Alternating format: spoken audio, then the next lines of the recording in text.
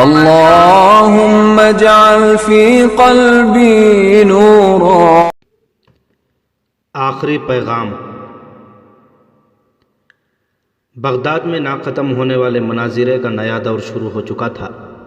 دریا کے کنارے ایک کھلے میدان میں شیعہ اور سنی علماء کا ایک زبردست مناظرہ ہو رہا تھا۔ دونوں جماعتوں کے بڑے علماء اس مناظرے میں حصہ لے رہے تھے اور عوام یہ محسوس کرتے تھے کہ کھوئی ہوئی دلچسپیاں پھر لوٹ آئی ہیں۔ ہمدان میں تاتاریوں کی افواج کا اجتماع اہل بغداد کے لیے ایک تلخ حقیقت تھی۔ خلیفہ اور طولائی خان کے درمیان دوستانہ تعلقات کے باوجود کسی کو یہ غلط فہمی نہ تھی کہ تاتاری موقع ملنے کے بعد بغداد پر حملہ آور نہ ہوں گے، لیکن اہل بغداد کی مثال اس شتر مرغ سے کم نہ تھی جو افق پر آندھی کے آثار دیکھ کر ریت میں سر چھپا لیتا ہے۔ مباحثے اور مناظرے ان کے لیے خواب آور نشہ تھا۔ اسلام کے دشمن ترکستان، خراسان اور ایران کے میدانوں میں پڑاؤ ڈال کر عالم اسلام پر آخری ضرب لگانے کے لیے اپنی تلواریں اور نیزے درست کر رہے تھے، اور بغداد میں اسلام کے نام لیوا صرف یہ جاننے کے لیے بے قرار تھا کہ کس فرقے کے علماء کی زبان کے نشتر دوسروں کی نسبت زیادہ تیز اور زیادہ زہر آلود ہیں۔ طاہر بن یوسف اور اس کے ساتھیوں نے ان میں سے ایک عارضی زندگی پیدا کی تھی، اور ان کی سرگرمیوں سے ان علماء کا کاروبار کچھ عرصے کے لیے ٹھنڈا پڑ گیا تھا، جو گزشتہ 4 صدیوں سے ایک دوسرے کو جھوٹا اور کافر ثابت کرنا اسلام کی بہت بڑی خدمت سمجھتے تھے، اور ان کی جگہ ان حق پرست علماء نے چھین لی تھی جو خدا اور رسول صلی اللہ علیہ وسلم کے ہر نام لیوا کو تباہی اور بربادی سے بچانا اپنا مذہبی فریضہ سمجھتے تھے۔ لیکن حق پرستوں کی یہ جماعت بھی ان لوگوں کو تلوار کی اہمیت سمجھانے میں کامیاب نہ ہو سکی، جو صدیوں سے اپنے ہر درد کا علاج کتابوں میں تلاش کرنے کے عادی ہو چکے تھے۔ وہ طاہر کی دعوت پر میدان میں آنے اور ان کی کوششوں سے عوام کی ذہنیت میں اچانک ایک تبدیلی آ گئی۔ وہ باتوں کے بجائے عمل میں اپنی نجات محسوس کرنے لگے۔ وہ خوارزم شاہ کو اپنا آخری دفاعی حصار سمجھ کر اس کی طرف متوجہ ہوئے، لیکن بدلے ہوئے حالات کے ساتھ جوش و خروش ٹھنڈا پڑ گیا۔ دور دراز سے آئے ہوئے رضاکار مایوس ہو کر لوٹ گئے۔ خلیفہ ان کے حفاظت کا ضامن تھا، اور خلیفہ کے نئے وزیر نے انتہائی دور اندیشی اور تدبر سے کام لے کر تاتاریوں کو اہل بغداد کا محافظ اور دوست بنا دیا تھا۔ ان کی نگاہوں میں اتحاد، تنظیم اور جہاد پر زور دینے والے علماء کی اہمیت کم ہونے لگی، اور وہ پھر اپنے ان رہنماؤں کی طرف متوجہ ہوئے جو ایک کامیاب مناظر بن کر دنیا اور آخرت کی سب سے بڑی سعادت سمجھتے تھے۔ شیعوں اور سنیوں کا یہ مناظرہ بغداد میں علم و عرفان کی بارش کے نزول کے دور ثانی کی ابتدا تھی۔ یہ مناظرے کی تیسری رات تھی۔ آمنے سامنے 2 اسٹیجوں پر شامیانے نصب تھے، اور مناظرے میں حصہ لینے والے علماء کرسیوں پر رونق افروز تھے۔ ان کے سامنے بڑی بڑی میزوں پر کتابوں کے انبار لگے ہوئے تھے۔ روشنی کے لیے دونوں جماعتوں کے رضاکار مشعلیں اٹھائے کھڑے تھے۔ اس کے علاوہ جگہ جگہ فانوس لٹک رہے تھے۔ درمیان میں ثالث کی اسٹیج تھی، اور چاروں اطراف لوگوں کا بے پناہ ہجوم تھا۔ گزشتہ 2 دن مناظرے کے اصول اور قواعد طے کرنے میں مصروف ہوئے تھے۔ دونوں جماعتوں کے علماء نے یہ حلف اٹھایا تھا کہ وہ اشتعال انگیزی سے کام نہیں لیں گے۔ سامعین کا خیال تھا کہ یہ دلچسپی کم از کم 6 ماہ تک ختم نہ ہوگی، اور کسانوں کے سوا اکثر لوگ مناظرے کے اختتام تک موسم میں تبدیلی کے خواہش مند نہ تھے۔ وہ بارہا یہ آزما چکے تھے کہ اگر آندھی یا بارش کی وجہ سے مناظرہ 1 یا 2 دن ملتوی ہو جائے تو مناظرین تازہ دم ہونے کے بعد پھر ابتدا سے بحث شروع کر دیتے ہیں۔ آج شام کے قریب افق مغرب پر سیاہی چھا رہی تھی، لیکن لوگوں کا خیال تھا کہ اس موسم میں آندھی نہیں آ سکتی۔ اس کے علاوہ مناظرہ شروع ہونے سے پہلے ثالث کی درخواست پر لوگ یہ دعا بھی کر چکے تھے کہ آج کی مجلس بخیر و خوبی ختم ہو۔ صفیں آراستہ ہو چکی تھیں، اور دین کے مورچوں میں بیٹھ کر علم کی توپیں گولہ باری کرنے والی تھیں، لیکن آندھی کا ایک تند و تیز جھونکا آیا۔ مشعلیں بجھ گئیں، شامیانوں کی تنابیں ٹوٹ گئیں، اور شامیانوں کے ساتھ لٹکے ہوئے فانوسوں کی بدولت دونوں اسٹیجوں پر آگ لگ گئی۔ علماء بچ کر باہر نکل آئے، لیکن افراتفری میں وہ کئی بیش قیمت کتابیں باہر نکالنے میں کامیاب نہ ہو سکی۔ چند بگلوں کے بعد ہوا تھم گئی اور مطلع صاف ہو گیا، لیکن سٹیجوں پر آگ کے شعلے آسمان سے باتیں کر رہے تھے۔ ثالث کی سٹیج آگ سے محفوظ تھی، اس کا سائبان بھی سلامت تھا۔ اس کے دائیں اور بائیں آگ کی بڑھتی ہوئی روشنی میں لوگوں نے دیکھا کہ ثالث کے قریب ایک شخص سپاہیانہ لباس پہنے کھڑا تھا اور وہ دونوں ہاتھ بلند کر کے خاموشی کی تلقین کر رہا ہے۔ قریب سے دیکھنے والے اکثر لوگوں نے اسے پہچان لیا اور تھوڑی دیر میں میدان کے ایک سرے سے دوسرے سرے تک طاہر بن یوسف، طاہر بن یوسف کی آوازیں آنے لگیں اور لوگ چاروں اطراف سے سمٹ کر ثالث کی میز کے ارد گرد جمع ہونے لگے۔ آگ کے لپکتے ہوئے شعلوں سے اس شامیانے کے لیے بھی خطرہ پیدا ہو چکا تھا، لیکن چند نوجوانوں نے تنابیں کاٹ کر شامیانے ایک طرف پھینک دیے۔ طاہر بن یوسف کو تقریر کے لیے آمادہ دیکھ کر ثالث نے کہا، میں اپنی سٹیج سے کسی کو تقریر کی اجازت نہیں دے سکتا، لیکن عبد الملک نے جلدی سے آگے بڑھ کر اس کے کان میں کہا، آپ خاموش رہیں تو بہتر ہے، ورنہ میرا خنجر بہت تیز ہے۔ یہ جلسہ آپ کی صدارت میں ہوگا، آپ چپ چاپ بیٹھے رہیں۔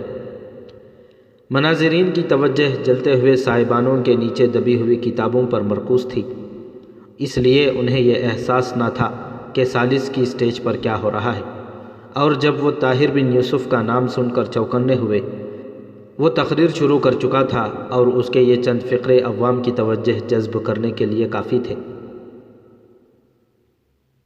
زندگی کی تمسخر اڑانے والوں، اس آندھی اور آگ کو قدرت کی طرف سے ایک انتباہ سمجھو۔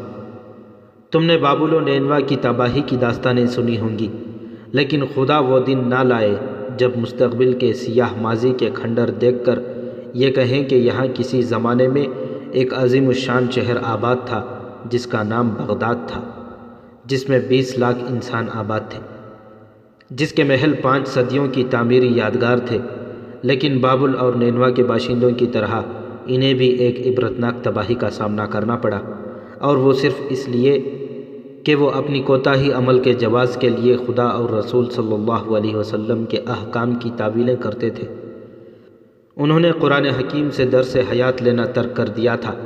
قرآن نے انہیں اتحاد اور تنظیم کا درس دیا تھا، لیکن ان کی زندگی کا اولین مقصد مسلمانوں میں تفریق و انتشار پیدا کرنا تھا۔ خدا نے انہیں کفار سے جہاد کا حکم دیا تھا، لیکن وہ کفار کو اپنا محافظ و نگہبان سمجھ کر آپس میں دست و گریبان ہو رہے تھے۔ بربریت کا بے پناہ طوفان ان کے دروازے پر دستک دے رہا تھا، اور وہ آنے والی تباہی سے آنکھیں بند کر کے ایک دوسرے پر الفاظ کے تیر برسانا کافی سمجھتے تھے۔ بغداد کے لوگوں، تمہارا خلیفہ اور تمہاری آنے والی نسلوں کی عزت اور آزادی تاتاریوں کے ہاتھ فروخت کر چکے ہیں، لیکن وہ عمرہ جو یہاں موجود ہیں کان کھول کر سن لیں کہ بغداد کا انجام خوارزم کے شہروں سے مختلف نہیں ہوگا۔ تم نے بجلیوں کو بغداد کے خرمن تک پہنچنے کی دعوت دی ہے، تم نے آگ کے شعلوں کو اپنے گھر بلایا ہے۔ آگ صرف جلانا جانتی ہے، اور یاد رکھو جب وہ جلائے گی تو محلوں اور جھونپڑیوں میں تمیز نہیں کرے گی۔ مسلمانوں، تمہاری تاریخ شاہد ہے کہ آج تک تمہیں کسی کی تلوار مغلوب نہیں کر سکی۔ تمہارے لوہے نے ہر لوہے کو کاٹا ہے، تمہاری مٹھی بھر افواج نے دشمن کی بڑی بڑی افواج کو شکستیں دی ہیں۔ تمہاری کسی ناکامی کا باعث تمہاری کمزوری نہ تھی، بلکہ تم نے اگر کہیں شکست کھائی تو وہ تمہاری آپس کی پھوٹ کا نتیجہ تھی۔ تم نے اگر کہیں تباہی کا سامنا کیا تو وہاں تمہارے غداروں کا ہاتھ موجود تھا۔ ایک شخص نے بلند آواز میں کہا، کیا جلال الدین کی شکستوں میں بھی کسی غدار کا ہاتھ تھا؟ طاہر نے جواب دیا، کون کہتا ہے کہ جلال الدین کو تاتاریوں نے شکست دی؟ وہ ایک چٹان کی طرح تاتاریوں کے سیلاب کی لہروں کا مقابلہ کرتا رہا، بڑے بڑے طوفان اسے متزلزل نہ کر سکے، لیکن اس چٹان کو نابود کرنے کے لیے تاتاریوں کو عالم اسلام کے معماروں نے اپنے تیشے پیش کیے۔ جلال الدین کو مایوس کر کے تم ایک مددگار کھو بیٹھے ہو۔ وہ بغداد کے دروازوں پر پہرا دے رہا تھا، لیکن اس کی پیٹھ میں چھرا گھونپا گیا۔ اس نے چند برس تاتاریوں کی توجہ اپنی طرف مبذول کر رکھی تاکہ تمہیں تیاری کا موقع مل جائے۔ ترکستان، خراسان اور ایران کے شہروں کا حشر تمہاری آنکھیں کھولنے کے لیے کافی تھا، لیکن تم نے اجتماعی زندگی پر انفرادی موت کو ترجیح دی۔ تم نے اس شخص کے پاؤں پر کلہاڑی ماری جو تمہارے حصے کا بوجھ بھی اپنے کندھوں پر اٹھائے ہوئے تھا۔ بغداد کے لوگوں، تمہاری مرضی سے یا تمہاری مرضی کے خلاف خلیفہ نے تمہارے لیے کانٹے بوئے ہیں۔ تم مستقبل سے پھولوں کی توقع نہ رکھو۔ کیا تم یہ نہیں سوچتے کہ بغداد؟ طاہر نے اپنا فقرہ پورا نہ کیا تھا کہ دریا کے اونچے کنارے کی طرف سے تیروں کی بوچھاڑ شروع ہوئی اور بیک وقت 3 تیر طاہر کی زرہ میں اٹک گئے۔ سٹیج کے آس پاس چند آدمی زخمی ہوئے اور چاروں طرف افراتفری مچ گئی۔ طاہر اپنی جگہ سے جنبش تک نہ کی اور بلند آواز میں کہا، بغداد کے لوگوں، میرا پیغام سن کر جاؤ۔ عبد الملک نے جلدی سے طاہر کو دھکا دے کر سٹیج سے نیچے اتار دیا۔ تیروں کی ایک بوچھاڑ آئی اور سٹیج کے آس پاس چند اور آدمی زخمی ہو گئے۔ اتنی دیر میں طاہر کے کئی عقیدت مند تلواریں سونت کر دریا کے کنارے کی طرف بھاگ رہے تھے اور نہتے لوگ بھی ان کی تقلید کر رہے تھے، لیکن ان کے پہنچنے سے پہلے تیر انداز رفو چکر ہو چکے تھے اور دریا میں چند کشتیاں دوسرے کنارے کا رخ کر رہی تھیں۔ عبد الملک نے چند رضاکاروں کو کنارے پر پہرا دینے کے لیے کہا اور بھاگتا ہوا واپس طاہر کے پاس پہنچا۔ وہ بھاگ گئے، لیکن تم زخمی ہو، چلو یہاں ٹھہرنا ٹھیک نہیں۔ لیکن طاہر نے اپنی زرہ میں اٹکے ہوئے 2 تیر نکال کر پھینک دیے اور کہا، یہ زخم بہت معمولی ہیں، تیسرا تیر تم نکال دو، لیکن خون چند قطرے کوئی بڑا نقصان نہیں، جلدی کرو، میں چند باتیں کہنا ضروری سمجھتا ہوں۔ عبد الملک نے تیر نکالتے ہوئے کہا، تمہاری مرضی، لیکن یہ وہ مردے نہیں جو سورہ اسرافیل سے جاگ اٹھے۔ طاہر پھر ایک بار سٹیج پر کھڑا ہو گیا۔ لوگ خاموش ہو گئے۔ اس نے کہا، بغداد کے لوگوں، کیا تم یہ نہیں سوچتے کہ تمہاری غداری کی وجہ سے خوارزم کے لاکھوں شہیدوں کا خون رائیگاں جائے گا؟ یتیموں کی آہیں اور بیواؤں کے آنسو بے اثر ثابت ہوں گے۔ یاد رکھو، بغداد کے وہ لوگ جنہوں نے خوارزم شاہ کے ساتھ غداری کی ہے، قوم کے وہ مجرم ہیں جنہیں قدرت کبھی معاف نہیں کرے گی۔ قدرت کے فیصلے اٹل ہیں، شاید میری دعائیں انہیں بدل سکیں، لیکن اگر تم صرف زندہ ہی رہنا چاہتے ہو تو بھی تمہیں یہ مشورہ دیتا ہوں کہ تم بغداد کو چھوڑ کر کہیں دور چلے جاؤ۔ وہ شہر جس کے اندر اتنے غدار اور بدتنیت لوگ ہوں، قدرت کے انتقام سے نہیں بچ سکتا۔ میرا مشورہ شاید ان لوگوں کے لیے قابل قبول نہ ہو جو تاتاریوں سے ملت فروشی کی قیمت وصول کر چکے ہیں، لیکن عوام سے میں یہ کہوں گا کہ وہ یہاں نہ رہیں۔ تمہارے علماء کی فتنہ پروری، عمرہ کی غداری اور خلیفہ کی عاقبیت نا اندیشی کے باعث بغداد زمین کے سینے پر ایک ناسور بن چکا ہے، اور قدرت جب جراحی پر آمدہ ہوتی ہے تو اس کا تیر اور بے رحم نشتر گندے خون کے ساتھ صاف خون بھی نکال دیتا ہے۔ یہ مت سمجھو کہ تمہارے خلیفہ کی روحانیت تمہاری حفاظت کی ضامن ہے، اور تاتاری چونکہ خدا اور رسول صلی اللہ علیہ وسلم کے منکر ہیں، اس لیے تمہارے جیسے نام و نہاد مسلمانوں پر بھی غالب نہیں آ سکتے۔ خدا اور رسول صلی اللہ علیہ وسلم کی حمایت صرف ان کے لیے ہے جو ان کے احکام کی تعمیل کرتے ہیں۔ تاتاری کافر ہیں، لیکن وہ مسلمان ہونے کا دعویٰ نہیں کرتے۔ تم مسلمان ہونے کا دعویٰ کرتے ہو، لیکن عملی طور پر تم خدا اور رسول صلی اللہ علیہ وسلم کے احکام سے منکر ہو۔ تاتاری نظام باطل کی فتح کے لیے سر دھڑ کی بازی لگاتے ہیں۔ اسلام تمہیں جہاد کی دعوت دیتا ہے۔ اسلام تمہیں یہ بتاتا ہے کہ تم دنیا سے تمام فتنوں کو ختم کرنے کے لیے پیدا ہوئے ہو، لیکن تم خدا کے صریح احکام کے باوجود جنبش تک نہیں کرتے۔ یاد رکھو، ایسی پست ہمت اور بزدل قوم خدا کی رحمت کی مستحق نہیں بن سکتی۔ تم اسلاف کی امانت کا بوجھ اٹھانے کے قابل نہیں۔ یہ سمجھو کہ تم مٹ جاؤ گے تو اسلام بھی مٹ جائے گا۔ نہیں، خدا اپنے دین کا بول بالا کرنے کے لیے کسی اور قوم کو منتخب کر لے گا۔ خدا کا دین تمہارا محتاج نہیں، تم اس کے محتاج ہو۔ قدرت سے یہ بعید نہیں کہ وہ تم سے مایوس ہو کر ان تاتاریوں کی جو آج اسلام کے بدترین دشمن ہیں، اسلام کی پاسبانی کے لیے منتخب کر لے۔ اسلام کو ایسے دل کی ضرورت ہے جو خدا کے سوا کسی سے خائف نہیں ہوتا۔ ایسی گردن کی ضرورت ہے جو خدا کے سوا کسی اور کے سامنے جھکنا نہیں جانتی۔ ایسی تلوار کی ضرورت ہے جو خم کھانا نہیں جانتی۔ اسلام کو ایسے سپاہی کی ضرورت ہے جو خدا کی راہ میں فتح اور شکست سے بے نیاز ہو کر لڑ سکتا ہے۔ اسلام کو نیک دل، نیک خو اور نیک تنیت انسانوں کی ضرورت ہے جو اپنوں سے غداری نہیں کرتے، ان علماء کی ضرورت نہیں جو کفار کی حکومت کے حق میں فتویٰ دیتے ہیں، ان علماء کی ضرورت ہے جو تیروں کی بارش میں اور تلواروں کی چھاؤں میں کلمہ پڑھتے ہیں۔ خدا کے دین کو ان سنگ مرمر کے مکانوں میں رہنے والے اور بیش قیمت خبائیں ضائب تن کرنے والے عمرہ کی ضرورت نہیں، ان صابر و شاکر سپاہیوں کی ضرورت ہے جو پیٹ پر پتھر باندھ کر لڑ سکتے ہیں۔ بغداد کے لوگوں، تمہارے لیے دو راستے ہیں، ایک یہ کہ تم اپنی پچھلی کوتاہیوں سے توبہ کر کے مستقبل کی فکر کرو اور آنے والی مصیبت کے مقابلے کے لیے متحد ہو جاؤ، لیکن یہ تم اس وقت تک نہیں کر سکتے جب تک تم بغداد کی گلی کوچوں کو غداروں اور تفریقہ بازوں کے وجود سے پاک نہیں کر دیتے۔ تمہارے لیے دوسرا راستہ یہ ہے کہ تم اس شہر کو چھوڑ کر کہیں چلے جاؤ، اس پر خدا کا قہر نازل ہونے والا ہے۔ میں دیکھ رہا ہوں کہ دجلہ کا پانی تمہارے خون سے سرخ ہونے والا ہے اور تاتاری تمہاری کھوپڑیوں سے اپنی فتح کی یادگار تعمیر کرنے والے ہیں۔ یہ شہر وحشت اور بربریت کا وہ دور دیکھنے والا ہے جو آج تک کسی نے نہیں دیکھا۔ شاید بغداد کی تباہی کے سامنے بابل اور نینوا کی تباہی کی داستانیں بھی ماند پڑ جائیں گی۔ اس تقریر کے اختتام کے ساتھ میں بغداد میں اپنا آخری فرض پورا کرتا ہوں۔ اس کے بعد تم مجھے نہیں دیکھو گے، اور یہ اس لیے نہیں کہ میں خطرے سے بھاگ رہا ہوں، بلکہ اس لیے کہ میں خودکشی کرنے والوں کا ساتھ دینے کے بجائے ان لوگوں کا ساتھ دینا بہتر سمجھتا ہوں جو زندہ رہنا چاہتے ہیں۔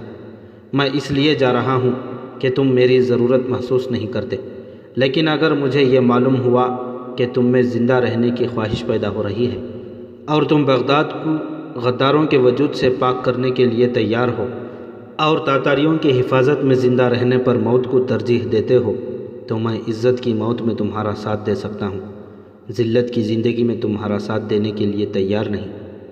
خدا حافظ۔ مناظرین نے اطمینان کا سانس لیا اور طاہر سٹیج سے اتر کر عبد الملک اور چند نوجوانوں کے ساتھ تاریکی میں غائب ہو گیا۔ عبد الملک ایک دن پہلے اپنے بچوں کو بغداد سے روانہ کر چکا تھا۔ 15-20 اور نوجوانوں کی جماعت شہر سے باہر ایک مقام پر ان کے لیے گھوڑے لیے کھڑی تھی۔ جلسہ گاہ سے نکل کر عبد الملک نے کہا، اگر آپ زخموں کی وجہ سے سفر کرنا تکلیف دہ سمجھتے ہوں تو ابھی تک چند پناہ گاہیں ایسی ہیں جن تک حکومت کے سپاہی نہیں پہنچ سکتے۔ طاہر نے جواب دیا، نہیں، زیرہ میں ان تیروں نے کوئی اثر نہیں کیا، معمولی زخم ہے، مجھے تو ان کا احساس بھی نہیں، لیکن جانے سے پہلے میں بغداد میں ابھی ایک فرض پورا کرنا چاہتا ہوں، اور شاید اس مقصد کے لیے ہمیں چند نوجوانوں کی مدد لینا پڑے۔ وہ کیا؟ محلب بن داؤد سے چند باتیں۔ لیکن اس وقت وزیر اعظم کے محل میں داخل ہونا آسان نہیں۔ مجھے ایک آسان راستہ آتا ہے۔ کتنے آدمیوں کی ضرورت ہے؟ زیادہ سے زیادہ 10۔ تو چلیے، لیکن جہاں آپ 10 کی ضرورت محسوس کرتے ہیں میں وہاں 15 لے جانا ضروری سمجھتا ہوں۔ بہت اچھا، 15 صحیح، لیکن اس مہم میں آدمیوں سے زیادہ احتیاط کی ضرورت ہے۔ انجام۔ وزیر اعظم محلب بن داؤد اپنے محل کے اس کشادہ کمرے میں بیٹھا ہوا تھا جو دریا کے کنارے کی طرف تھا۔ ناظم شہر، قید خانے کا داروغہ اور بغداد کی افواج کا سپہ سالار قشمور اس کی محفل میں شریک تھے۔ شراب کا دور چل رہا تھا اور بغداد کے تازہ حالات پر تبصرہ ہو رہا تھا۔ محلب نے کہا، میرا خیال ہے کہ وہ بچ گیا ہوگا۔ اس دن اتنا خطرناک زہر اس کا کچھ نہ بگاڑ سکا، معمولی زخم اس کا کیا کریں گے؟ ناظم شہر نے جواب دیا، نہیں، میں کوتوال سے تسلی کر کے آیا ہوں۔ اتنے فاصلے سے کم از کم 4 تیر لگنے کے بعد وہ زندہ نہیں رہ سکتا، اور اس دن کے زہر کے متعلق میری رائے یہ ہے کہ اس کے پاس یقیناً کوئی تریاق ہوگا، لیکن وہ بہت دور اندیش ہے۔ ممکن ہے کہ زرہ وغیرہ پہن کر آیا ہو۔ کوتوال نے اسے گرتے ہوئے دیکھا تھا۔ میری ہدایت تھی کہ وہ فوراً کشتیوں پر بیٹھ کر دوسرے کنارے پہنچ جائیں، اس لیے وہ نتائج کا انتظار نہ کر سکے۔ محلب نے کہا، اس نے پھر اس پرامن شہر میں آگ لگا دی ہے۔ اب مجھے پھر ایک بار تاتاریوں کو مطمئن کرنا پڑے گا، اور میرے خیال میں ان کا مطالبہ یہی ہوگا کہ ان کے خلاف اشتعال پھیلانے والوں کو پکڑ کر ان کے حوالے کیا جائے۔ داروغہ نے کہا اس کے سوا ہمارے لیے کوئی اور راستہ بھی نہیں، طاہر کو اگر موقع ملا تو ہمیں یقیناً زخم پہنچائے گا۔ ناظم شہر نے کہا لیکن ہماری طرف سے فوری کارروائی پر عوام ہمارے خلاف بہت زیادہ مشتعل ہو جائیں گی، اور عوام کا جوش و خروش دیکھ کر خلیفہ بھی ہمیں شاید فوری اقدام کی اجازت نہ دیں۔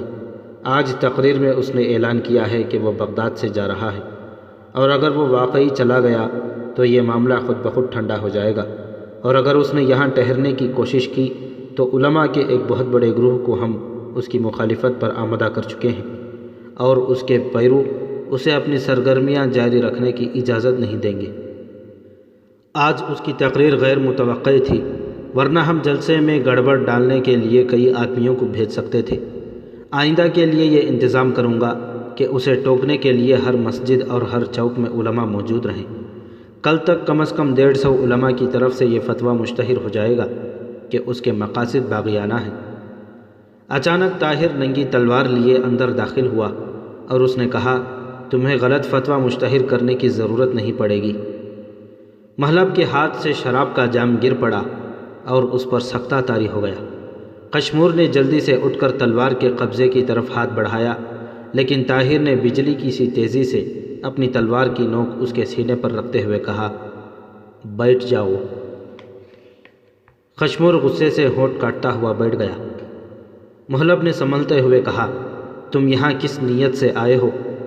طاہر نے جواب دیا تم مدت سے میرے پیچھے سرگردان تھے اور میں بغداد چھوڑنے سے پہلے تم سے چند باتیں کرنا ضروری سمجھتا تھا، لیکن تمہیں معلوم نہیں کہ میری آواز پر 50 پہرے دار یہاں اکٹھے ہو سکتے ہیں۔ طاہر نے اطمینان سے جواب دیا 50 نہیں 45، 5 دریا کے کنارے اونگ رہے تھے، وہ ہمارے قبضے میں ہیں، اور تم نے دوسروں کو آواز دی تو تمہاری آواز آخری ثابت ہوگی۔ عبد الملک کے ساتھ 5 اور نوجوان تلواریں لیے کمرے میں داخل ہوئے۔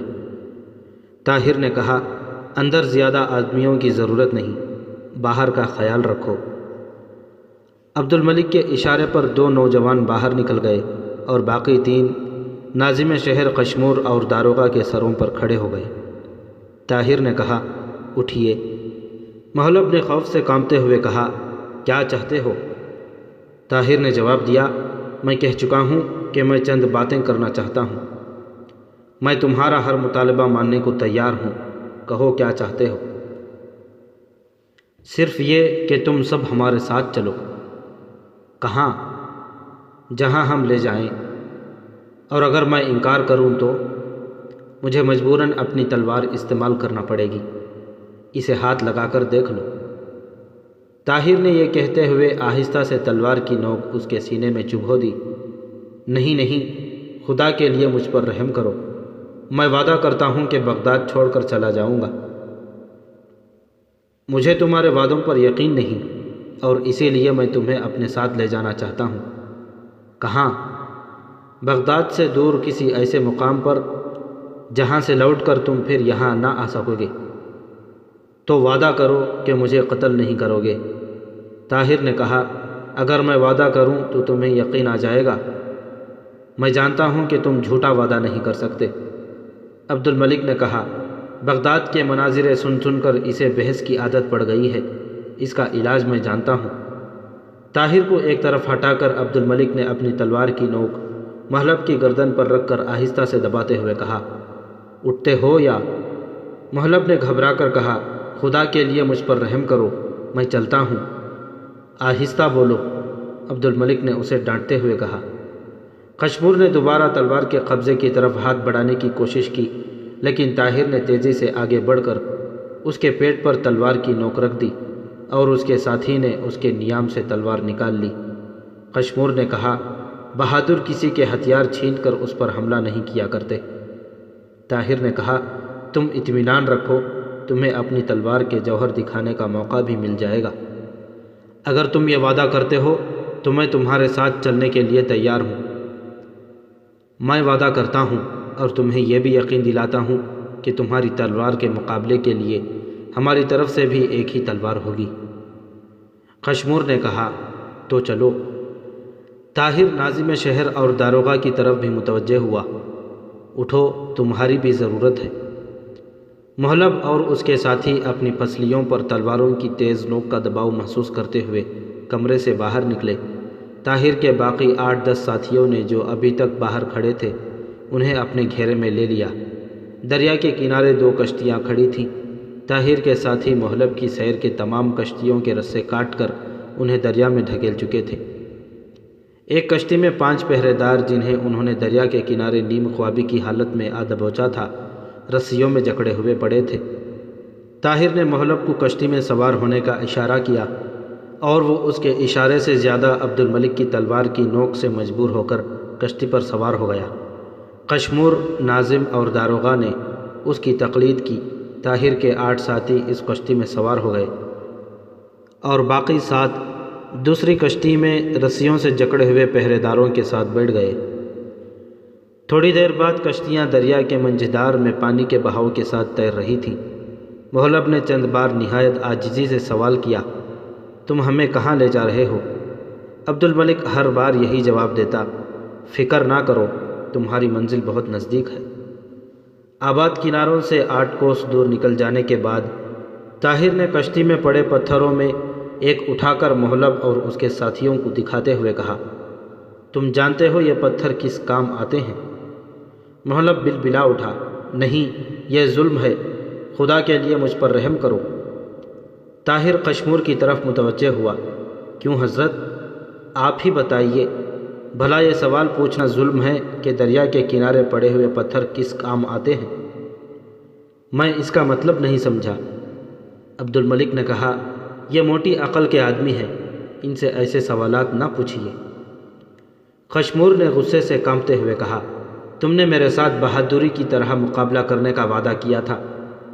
طاہر نے کہا، میرے دل میں بہادری کی عزت ہے اور میں عبد الملک کو تنبیہ کرتا ہوں کہ وہ آپ کے ساتھ گستاخی سے پیش نہ آئے، اور اس کے ساتھ ہی مجھے آپ سے توقع ہے کہ آپ بزدلوں کی اعانت نہیں کریں گے۔ میں آپ سے چند سوالات پوچھتا ہوں، نہیں بلکہ آپ کو قاضی سمجھ کر آپ کے سامنے اپنا مقدمہ پیش کرتا ہوں۔ قشمور نے کہا، لیکن میں صرف سپاہی ہوں، میرا مقدمہ کوئی پیچیدہ نہیں۔ ایک دفعہ ایک شخص نے میرے کمر کے ساتھ پتھر بندھوا کر مجھے دریا میں ڈلوا دیا تھا، اگر وہ شخص مجھے مل جائے تو اسے کیا سزا دوں؟ قشمور نے کہا، اگر وہ مل جائے تو تم اس کے ساتھ وہی سلوک کر سکتے ہو۔ طاہر نے کہا، مجھے ایک بہادر آدمی سے یہی امید تھی، داروغہ کی کمر کے ساتھ یہ پتھر باندھ دو۔ طاہر کے 3 ساتھیوں نے داروغہ کو زبردستی منہ کے بل لٹا دیا۔ اس نے مزاحمت کی کوشش کی، لیکن عبد الملک نے تلوار کی نوک اس کی گردن پر رکھتے ہوئے کہا، خبردار، اگر تم نے ذرا بھی جنبش کی تو میں ذبح کر ڈالوں گا۔ جب اس کی کمر کے ساتھ پتھر باندھا جا رہا تھا تو محلب نے اٹھ کر دریا میں چھلانگ لگانے کی کوشش کی، لیکن طاہر نے بائیں ہاتھ سے اس کی کنپٹی پر ایک مکہ رسید کیا اور وہ تیورا کر کشتی میں گر پڑا۔ ناظم شہر نے بھی اٹھنے کی کوشش کی، لیکن طاہر کے ایک ساتھی نے پیچھے سے اس کے گلے میں رسا ڈال کر اسے پیٹھ کے بل کشتی میں گرا دیا۔ تھوڑی دیر کی جدوجہد کے بعد ناظم شہر اور محلب کی پیٹھ پر بھی پتھر باندھ دیے گئے۔ محلب عبد الملک کی دھمکیوں کی پرواہ کرتے ہوئے چلا چلا کر یہ کہہ رہا تھا کہ میرا پتھر ان دونوں سے بھاری ہے، یہ مجھ سے بہتر تیراک ہیں، خدا کے لیے مجھے چھوڑ دو، میں تمہیں 1 لاکھ اشرفی دینے کے لیے تیار ہوں۔ طاہر نے کہا، نہیں، قریباً اسلامی دنیا کی تباہی کے لیے یہ معاوضہ بہت تھوڑا ہے، میں تمہیں 2 لاکھ دیتا ہوں، مجھے چھوڑ دو۔ طاہر نے کہا، لیکن اس رقم سے تو ہم خوارزم کا ایک اجڑا ہوا شہر بھی دوبارہ نہیں بسا سکتے۔ میں تمہیں 5 لاکھ دیتا ہوں، اس سے زیادہ میرے پاس نہیں۔ لیکن تمہارا باپ شاید ایک غریب آدمی تھا، تم نے اتنی دولت کہاں سے جمع کر لی؟ میرے خیال میں تم جان بچانے کے لیے جھوٹ کہہ رہے ہو۔ نہیں، خدا کی قسم میں جھوٹ نہیں کہتا، میرے پاس 5 لاکھ اشرفیاں اور اتنی مالیت کے جواہرات بھی ہیں، مجھے چھوڑ دو، میں یہ تمام دولت تمہیں دینے کے لیے تیار ہوں۔ اس کا مطلب یہ ہے کہ تم نے بغداد کے لوگوں سے رشوت کا مال جمع کیا ہے؟ نہیں، خدا کی قسم میں نے رشوت نہیں لی۔ تو پھر یہ دولت کہاں سے آئی؟ میں نے تاتاریوں سے حاصل کی تھی۔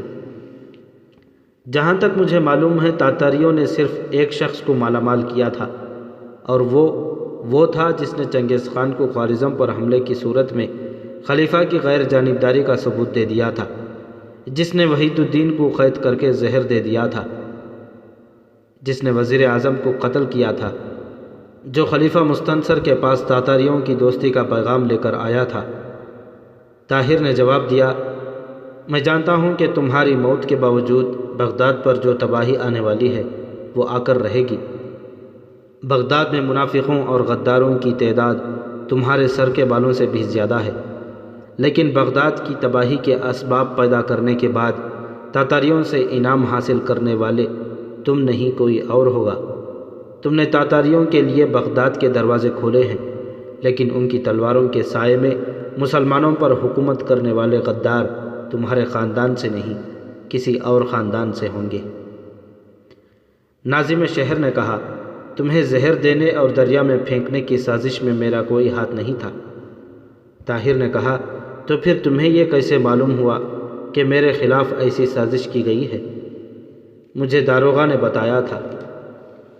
داروغہ نے کہا، بزدل مت بنو، ہمارے بغیر تمہارا دل اس دنیا میں کیسے لگے گا؟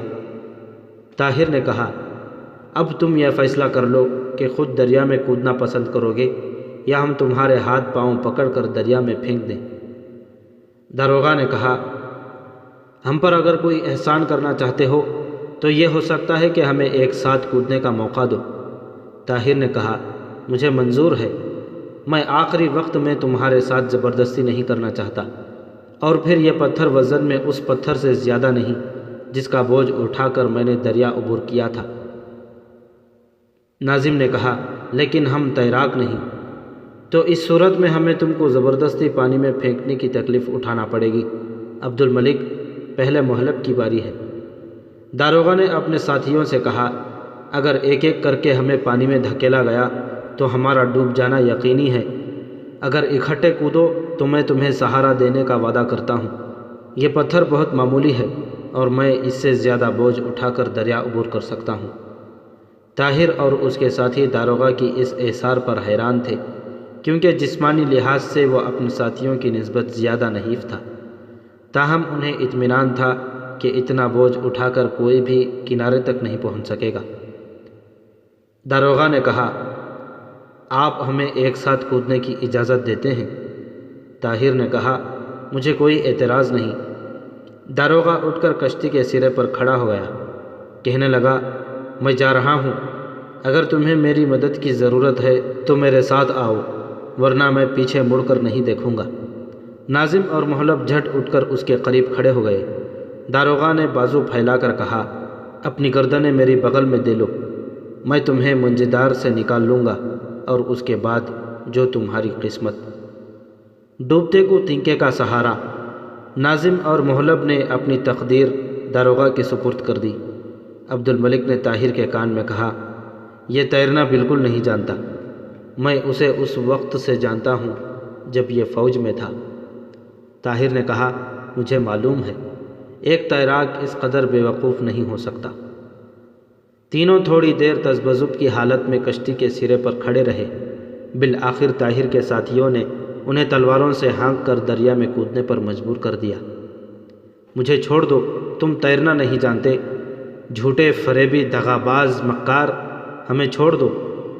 محلب اور ناظم شہر پانی میں ہاتھ پاؤں مارتے ہوئے چلا رہے تھے، لیکن داروغہ کی گرفت ڈھیلی نہ ہوئی۔ وہ کہہ رہا تھا، ہم نے زندگی اور موت میں ایک دوسرے کا ساتھ دینے کا عہد کیا تھا۔ وہ چند بار ڈوب کر ابھرنے کے بعد پانی میں غائب ہو گئے۔ اس عرصے میں دو نوجوان قشمور کی سر پر تلواریں تانے کھڑے رہے۔ طاہر اور عبد الملک کو اپنی طرف متوجہ دیکھ کر قشمور نے کہا، تم نے مجھے ایک سپاہی کی موت مرنے کا موقع دینے کا وعدہ کیا تھا، اب تمہارا کیا ارادہ ہے؟ طاہر نے جواب دیا، ہم تمہاری خواہش پوری کریں گے۔ تم نے یہ بھی وعدہ کیا تھا کہ میرا مقابلہ صرف ایک آدمی سے ہوگا، ہم اپنے وعدے پر قائم ہیں۔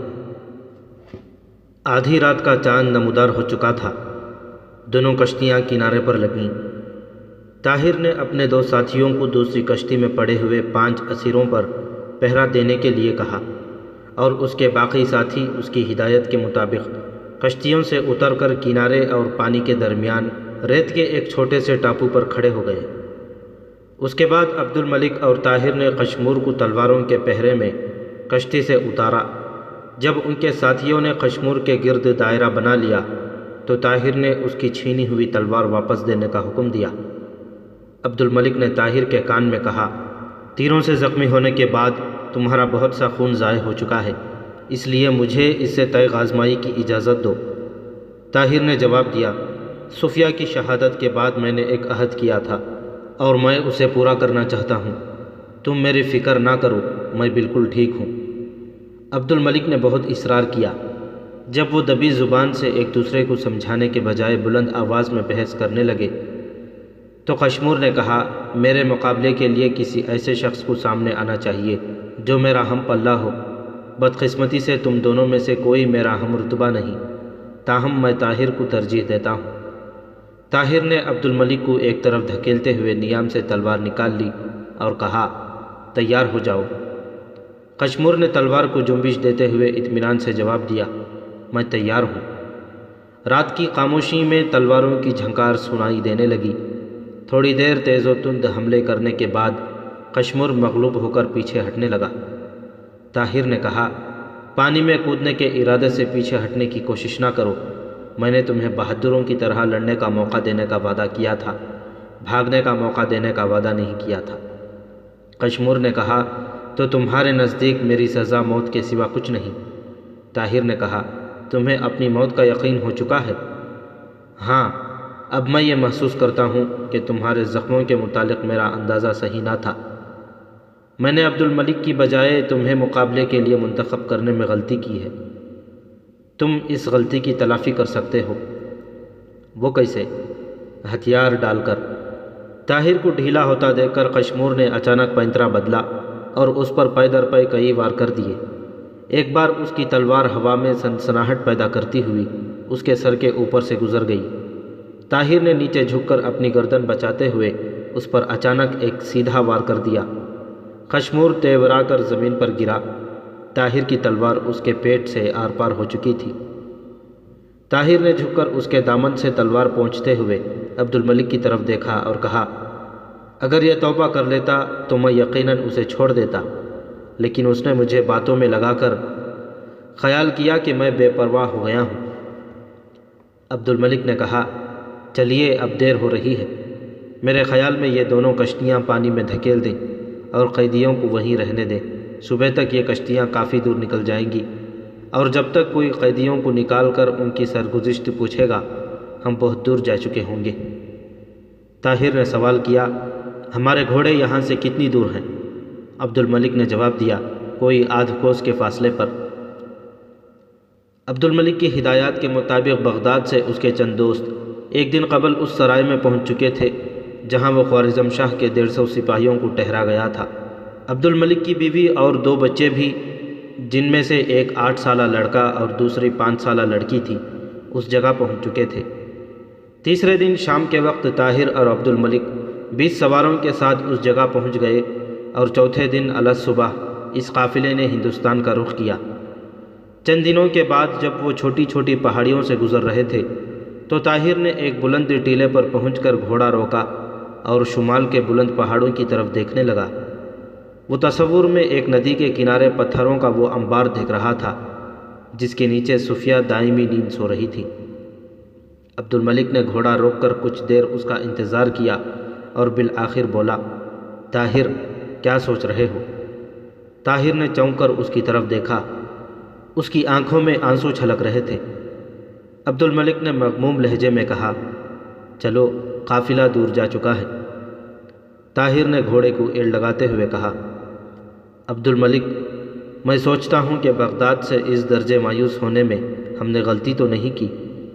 عبد الملک نے جواب دیا، نہیں، میرے خیال میں ہم نے بغداد کے لوگوں سے اتنی بڑی توقعات وابستہ کرنے میں غلطی کی تھی۔ کیا یہ ممکن ہے کہ وہ شہر جو صفیہ جیسی لڑکیاں پیدا کر سکتا ہے ہمیشہ کے لیے ختم ہو جائے؟ جس شہر میں محلب جیسے ہزاروں انسان موجود ہوں اسے تباہی سے کوئی نہیں بچا سکتا۔ صوفیہ نے تو ایسے شہر کی مٹی میں دفن ہونا بھی قبول نہیں کیا جس پر خدا کا قہر نازل ہونے والا ہے۔ عبد الملک، ہم اپنے فرض سے بھاگ تو نہیں رہے؟ نہیں، ہم وہاں جا رہے ہیں جہاں ہمیں فرض بلا رہا ہے۔ مجھے یقین ہے کہ ہندوستان میں رہ کر ہم قوم کی کوئی صحیح خدمت کر سکیں گے۔ سلطان التمش کو ہماری تلواروں کی ضرورت ہے۔ بغداد میں ہم اپنا فرض پورا کر چکے ہیں۔ جو لوگ خودکشی کا ارادہ کر چکے ہوں انہیں کوئی نہیں بچا سکتا۔ جب ایک ایسی قوم کو جو طوفان میں غرق ہونے کا ارادہ کر چکی تھی، نوح علیہ السلام جیسے جلیل القدر پیغمبر بھی تباہی سے نہ بچا سکے، تو ہم کون ہیں؟ ہم نے اہل بغداد کو ان کے راستے کی محیب گڑھے دکھانے کی کوشش کی، لیکن وہ آنکھیں بند کر کے چلنے پر مصر ہیں، تو اس میں ہمارا کیا قصور؟ خوارزم کے شہر ان کے سامنے ایک ایک کر کے تباہ ہوئے، لیکن قدرت کی طرف سے بار بار تنبیہ کے باوجود انہوں نے عبرت حاصل نہیں کی۔ اہل بغداد تنزل کی اس آخری گہرائی تک پہنچ چکے ہیں جہاں سے انہیں اٹھانا کسی انسان کا کام نہیں۔ جس بستی کے ہر 5 آدمیوں میں سے ایک غدار ہو، اسے تباہی سے کون بچا سکتا ہے؟ ایک قوم کو تباہ کرنے کے لیے مہلب جیسا ایک آدمی کافی ہوتا ہے، اور بغداد میں تو ہزاروں مہلب موجود ہیں۔ طاہر نے کہا، بغداد کی تباہی کے آثار مستعصم کی تخت نشینی کے ساتھ مکمل ہو جائیں گے۔ میں نے سنا ہے کہ اسے شراب، عورتوں کے ناچ اور راگ کے سوا کسی شے کا شوق نہیں۔ میرے خیال میں ایسے شخص کا خلیفۃ المسلمین کہلانا ہی بغداد کی تباہی کے لیے کافی ہوگا۔ وہ جس شخص کو اپنا وزیر بنائے گا وہ مہلب سے یقیناً زیادہ عیار ہوگا۔ طاہر بن عبد الملک التمش کی فوج کے بہترین جرنیلوں میں شمار کیے جاتے تھے۔ جلال الدین خوارزم شاہ کے متعلق کسی کو معلوم نہ تھا کہ وہ کہاں ہے۔ تاتاری اس کی تلاش میں آذربائیجان، قفقاز اور آرمینیا کا کونا کونا چھان چکے تھے۔ ان کی طرف سے بارہا اس کی موت کا اعلان ہو چکا تھا، لیکن دنیا یہ ماننے کے لیے تیار نہ تھی۔ وقت گزرتا گیا، طاہر عزت اور شہرت کے آخری زینے پر پہنچ چکے تھے۔ دنیا کی کوئی نعمت ایسی نہ تھی جو اسے میسر نہ تھی۔ سریا کی محبت اس کے لیے گھر کی 4 دیواری کو خلد بریم بنانے کے لیے کافی تھی۔ بڑھاپے میں اس کے 3 بیٹے تیغزنی اور دوسرے فنون حرب میں نام پیدا کر چکے تھے۔ سریا کا بھائی اسماعیل تجارت کے میدان میں اپنا نام پیدا کر چکا تھا۔ عبد الملک کا مکان طاہر کے مکان کے ساتھ تھا، اور اس کے لڑکے بھی فوج میں اعلیٰ عہدوں پر فائز تھے۔ مبارک اور طاہر کے باقی تمام ساتھی فارغ البالی سے زندگی کے دن گزر رہے تھے۔ دہلی میں ہزاروں افراد ایسے تھے جن کے لیے طاہر کی زندگی قابل رشک تھی، لیکن طاہر کو ایک خلش ہمیشہ بے چین رکھتی، اور یہ بغداد کی یاد تھی۔ ماضی کا غبار اس کی نگاہوں سے بغداد کو اوجھل نہ کر سکا۔ دہلی میں 15 سال فوجی اور سیاسی خدمات سر انجام دینے کے بعد وہ اپنی زندگی اسلام کی تبلیغ کے لیے وقف کر چکا تھا، اور عبد الملک ہر میدان میں اس کا ساتھ دینے کا عزم کر چکا تھا۔ ہندوستان کے غیر مسلموں کو خدا کی دین کی دعوت دینے کے بعد انہیں ایک روحانی تسکین حاصل ہوتی، لیکن جب کبھی کسی مجلس میں یا اجتماع میں تقریر کرتے ہوئے طاہر کو بغداد کا خیال آتا تو وہ جلدی سے تقریر ختم کر کے کسی گوشہ تنہائی میں جا بیٹھتا اور پہروں سوچتا رہتا۔ وہ بار بار اپنے دل میں کہتا، کاش میں اس شہر کو تباہی سے بچا سکتا۔ وہ اپنے آپ کو کوستا۔ عبد الملک آ کر اسے تسلی دیتا اور کہتا، طاہر، تمہاری وجہ سے ہندوستان کے کئی ہزار انسان کلمہ پڑھ چکے ہیں، اور ابھی کروڑوں انسانوں کے پاس خدا کا پیغام پہنچانے کی ضرورت ہے۔ اب بغداد کے متعلق سوچنے سے کوئی فائدہ نہیں۔ بغداد کی زمین بنجر ہے، اس لیے وہاں تم نیکی کے درخت کا بیج نہ اگا سکے۔ ہندوستان کی زمین زرخیز ہے، یہاں ہمیں اپنی محنت کا پھل مل رہا ہے۔ تم درست کہتے ہو۔ طاہر یہ کہہ کر اٹھتا اور پھر کام شروع کر دیتا۔ 28 برس گزر گئے، اور ان 28 برسوں میں زمانہ کئی بار کروٹیں بدل چکا تھا۔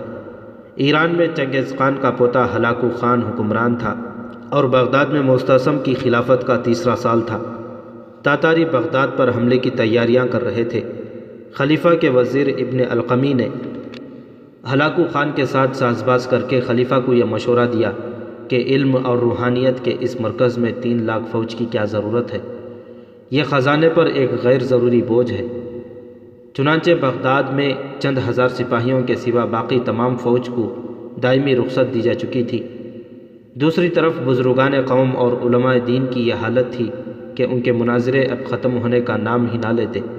شیعہ سنی کی بحث اب مکمل خانہ جنگی کی صورت اختیار کر چکی تھی۔ شہر کے امراء میں حکومت کے تنخواہ داروں کی نسبت تاتاریوں سے اپنے ضمیر اور قوم کی عزت کی قیمت وصول کرنے والوں کی تعداد کہیں زیادہ تھی۔ خلیفہ کے ہاتھ میں شراب کا جام تھا اور اس کی مسند کے سامنے عورتیں رقص کر رہی تھیں۔ قاصد نے اطلاع دی کہ ہلاکو خان بغداد کے قریب پہنچ چکا ہے۔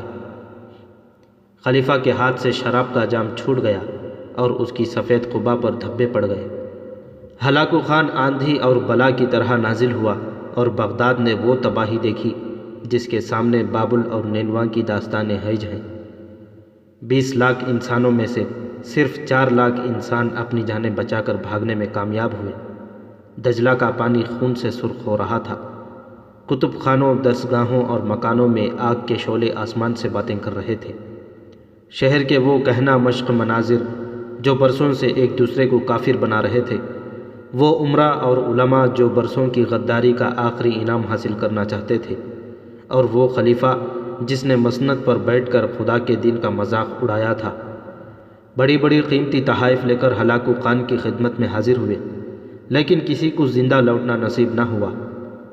خلافت عباسیہ کے آخری چشم و چراغ کو قتل کرنے کے بجائے نمدے میں لپیٹ کر ہاتھی کے پاؤں کے نیچے ڈالا گیا۔ جب ہلاکو خان کو یہ شک ہوا کہ بعض لوگ زمیندوز پناہ گاہوں میں چھپ کر اس کی تلوار اور آگ سے بچ گئے ہیں، تو اس نے دریا کا بند توڑوا دیا، اور ہلاکو خان کی واپسی کے بعد بغداد میں چیلوں اور کتوں کے سوا اور کوئی جاندار موجود نہ تھا۔ بغداد کا قصہ ماضی بن چکا تھا۔ اہل بغداد اپنی کھیتی کا پھل کاٹ چکے تھے۔ رب ذوالجلال کے دیدار کی تڑپ لیے کچھ لوگ جو ہم سے بہت دور